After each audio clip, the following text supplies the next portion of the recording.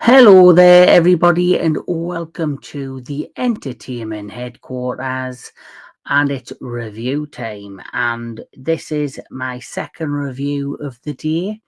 The first one I just finished before, which was for Bad Boys Ride or Die. So that should be up on the channel real soon. Now, this film is the film that I really was excited to see. And I'm happy to say I wasn't disappointed. I love the first two in this franchise.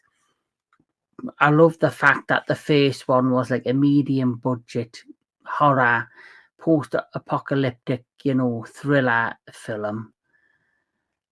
And then it did so well that they obviously, like all big Hollywood studios do, greenlight a second one, and you just assume the second one's going to get bigger and take it to a different level, and the quality will suffer because it's all about the quantity. But I'm happy to see the second one in this franchise did just as well as the first, and the great thing I loved about it is that they didn't jeopardize the quality of the film. It was, very claustrophobic. It was very chilling. It had its horror element, and you could cut the tension with a knife. And here we are with the third one.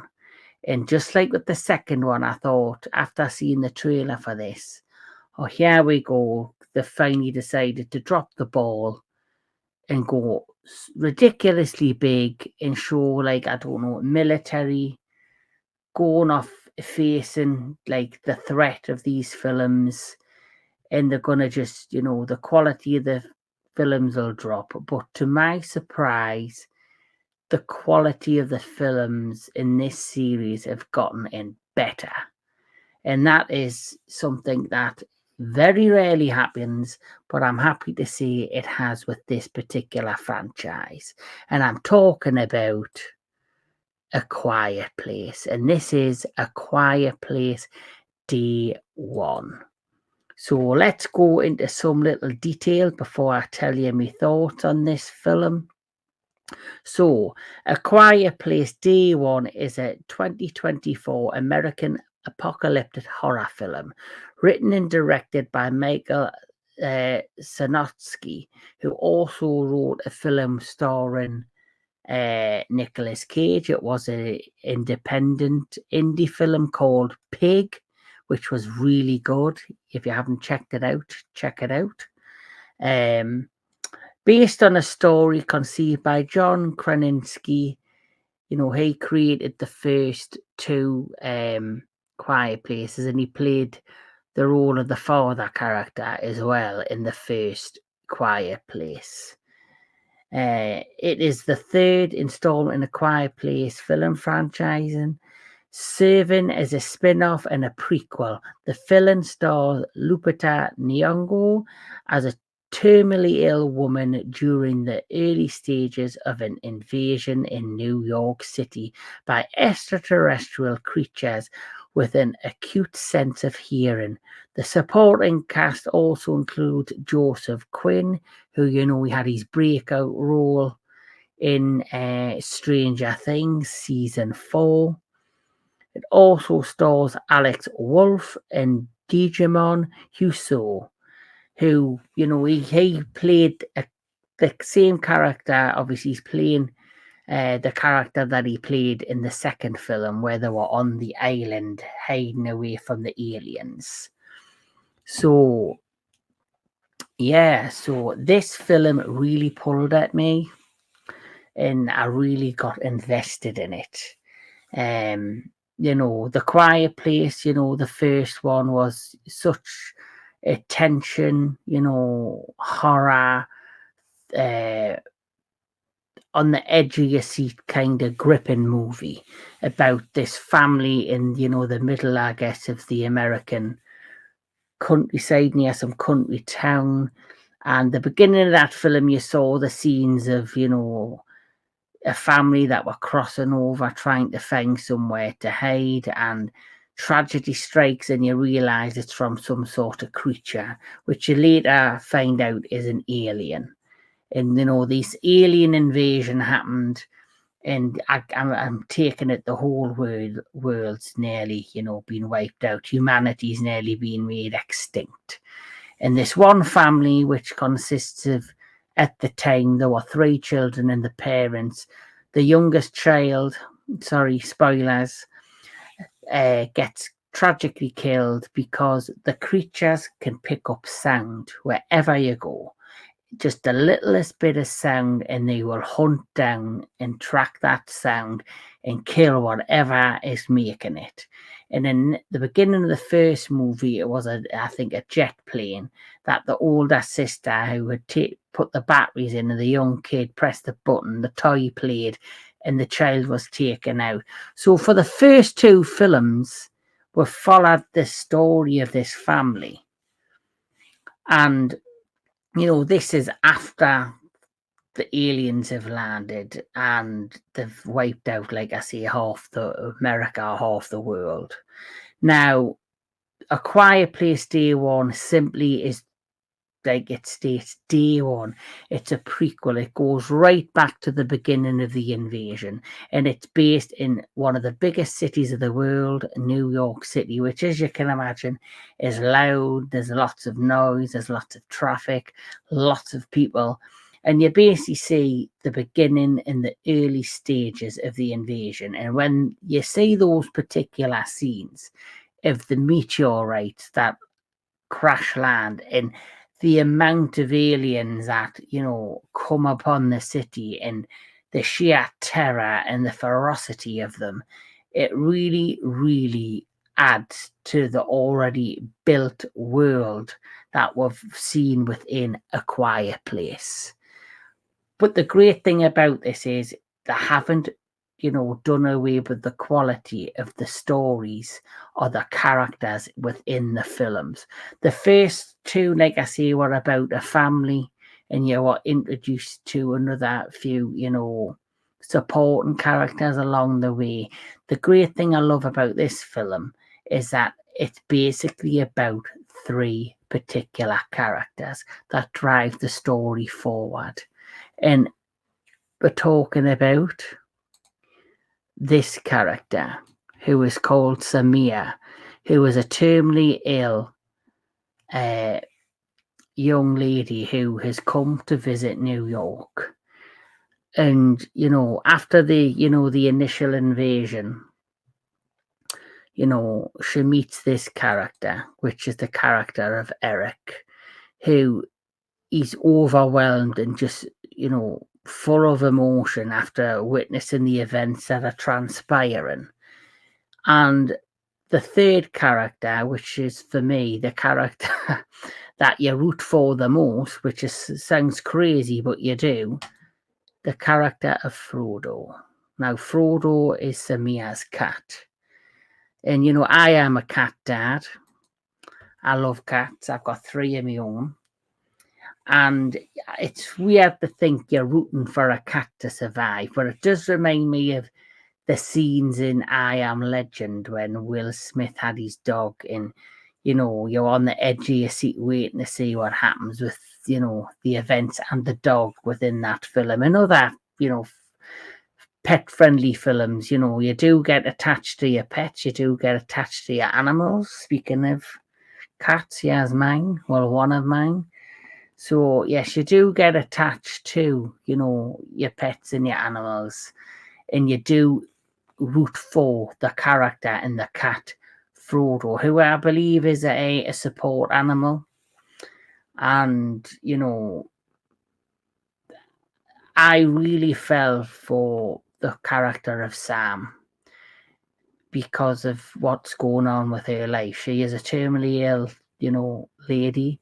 She's came to New York, this event happens, and she's simply there trying to survive and make heads or tails of all that's going around her. And then she meets the character of Eric, who she then begins to bond with and tries to make all heads or tails of all that's happening around her. And, they bond very much so. And it becomes a survival story of 3 characters. And you fully are invested within the story of these characters and how they are trying to maneuver around New York City without being spotted by the aliens and, other characters they meet along the way who are like the support characters. But these are the 3 you follow through. And,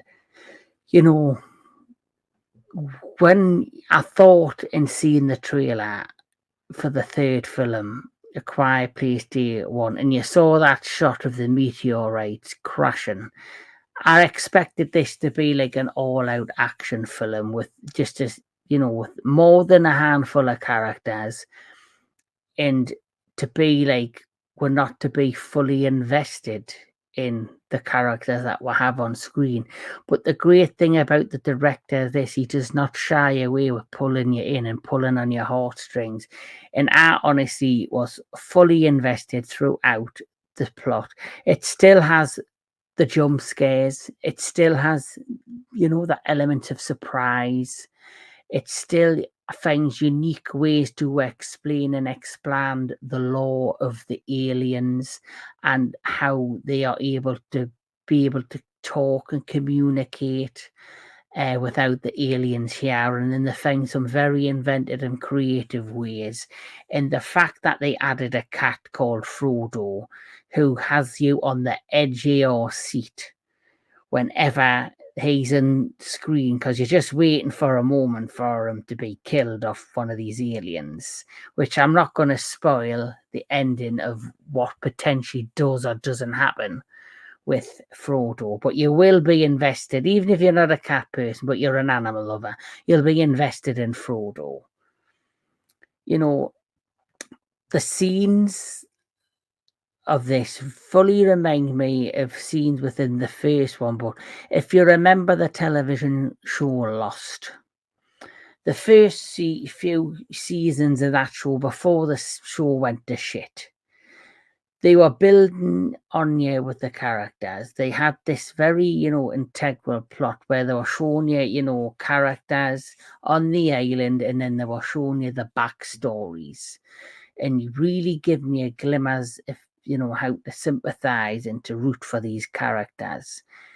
This does that in such a unique way where you don't get to see flashbacks of a backstory, but it's all verbal. You hear Sam's story, you get invested with her, and you fully sympathize with her. And, it is a plot of survival, but it's also a plot of, we all know from the moment we're born, we're all going to come to an end one day. But it's how we come to an end, and how if we could control how we were going to go out, would we take the chance to do it? And so I've learned through this, it's not the end, but it's the journey to the end. And so her story is something I fully was invested in. It was something I fully, was, suckered into. Eric's character, I was invested in with him. I loved his story. As for the performances, no wonder Lupita Nyong'o is, she's worked with Jordan Peele, so she's been in this kind of project in this world before in terms of psychological, attention, tense horror films, and she sucks up the screen. She sucks up the screen with her performance in this. The director with his camera angles and his cinematography, he was able to really, not on top of her performance, but the way he created the scenes around her performance, suckers you in. Joseph Quinn, I've only ever seen him in Stranger Things, and this shows you how versatile he is as an actor, because he does a completely different character as Eric, and he fully is believable. He's fully, you root for him as much as you root for the character of Sam. You believe in his story, you believe in, wanting these people to survive. You believe in the growing friendship between the characters. And then on top of that, the director was able to make the aliens come across refreshing. We've had 2 Quiet Place films prior to this. We've seen what the aliens are capable of, and know what triggers them, and know what drives them. But how do you make them refreshing and even more dangerous? Well, you multiply them. So there is some scene, like I say, the arrival scene with them, the ferocity and the pure rage, and the pure number of these aliens that invade New York. It's quite a powerful scene, and it really amplifies the dangers and showcases how dangerous and how unstoppable these are, and how why we are basically at the verge of extinction. And that's the great thing about this. They were able to add elements of like the big blockbuster feel to the movie, but at the same time keep that unique, intimate, and quality that we got from the first 2. So like I say, the first one was all about tension and the family, and trying to evade the aliens, and you could cut the tension with the knife, and then you could see the moments of just peace when they were alone as a family. This kind of does that, but not on the same level. When you see the tension, when you see the horror elements, when you see the aliens, when you see the jump scares, they're there. And there's one, there's sometimes when the jump scares happen, you're on the edge of your seat because you don't see it coming. And that's a good thing. And like I say, the performances of the 2 main actors and the cat is an actor. The cat is actually played by 2 cats, twin cats. So Frodo, the character, was played by 2 other cats. And it's just brilliant how they were able to do this cat justice. In the way they could explain the cat not meowing, or when it did meow, you were like, Jesus Christ, don't kill the fucking cat. I am invested in the cat. Do not kill the cat. You are on the edge of your seat. And that is the power of creative writing. That is the power of great cinematography. That is the power of quality cinema. Not quantity, but quality. And like I say, I've said it once, I'll say it again. The acting in this is fantastic. You believe in the characters. The story enhances the lore and the story that came before it. And it shows how it all began, which is the whole point of day 1. And this, you will deeply sympathize with the character of Sam, and you will be rooting for her from start to finish. And Joseph Quinn is Eric. You will be rooting for him, and you'll want him to be able to survive this as well. And Frodo, well, we all want fucking Frodo to win. We want Frodo to win at the end of this.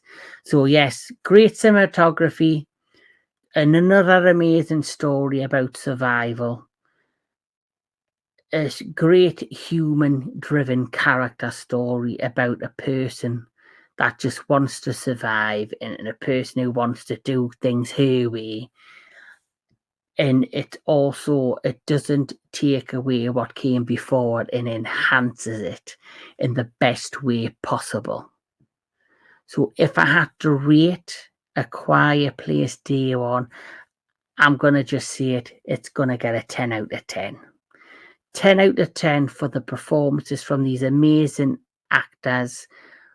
Amazing character-driven story once again.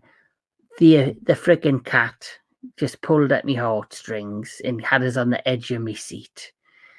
Cinematography gets a 10 out of 10. The director and the story and what they were able to pull together didn't, diminish what came before, but enhanced it in an original and refreshing way. Another take of the story that came before. And I'm looking forward to see what happens with A Quiet Place Part 3, which is going to be coming out next year in 2025. Because I know, the director and the creator of the first two, who was also the star of the first one, John Krasinski, he said that he wanted a trilogy. And obviously, because of the popularity of these movies, so they decided to do this prequel in the meantime.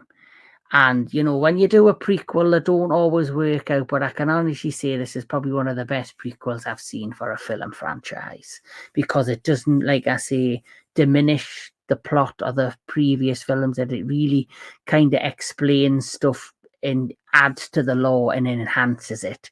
It enhances the tension. It enhances the depth of the threat, and the overall tragedies of what's going on, and the weight of the world, and how much it's going to get fucked up, basically, because of what's just landed and crashed in New York City.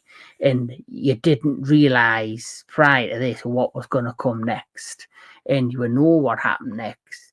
There was no getting out of it. There was no winning. It was just all out death, destruction, horror at the wake of this alien invasion and the new apocalyptic world that we now see before us. But yes, 10 out of 10 for A Quiet Place Day One. I cannot wait for Part 3. If I had to rate these in order, I would definitely say the first one, A Quiet Place, is still number one. I would definitely put A Quiet Place Day One is the second of the best, and then Quiet Place 2 would be the third in terms of my rating of these in order for the best in the series to where we're at now. So yes, one, then Day One, then 2. But yes, if you haven't checked it out, please check out A Quiet Place Day One, because it does not diminish on what came before. It actually adds to the franchise, the lore, and the story, and it doesn't diminish on quality. It doesn't diminish on the quality of story, and it doesn't diminish on the quality of the characters. It's definitely character driven, and it delivers with another amazing character driven story about survival and, like I say, doing things your own way. So that's my thoughts on A Quiet Place Day One. If you've seen it, let me know what you thought of it. What did you think of the story? What did you think of the characters? What did you think of the performances? Because I honestly think this proves how amazing Lupita is as an actress. And Joseph Quinn, he showed another side of him as an actor, and showed he's a very versatile actor indeed. And whether you're a cat person or not, did you root for the cat? Did you want the cat to die? Let me know in the comments below. But yes, A Quiet Place Day One gets a 10 out of 10 for me. I love this film, and I'm definitely going to buy this when it comes out. But yes, this has been the Entertainment Headquarters. Keep on enjoying your movies. Keep on enjoying your television. Keep on enjoying all things entertainment. And I'll catch you all at the next one.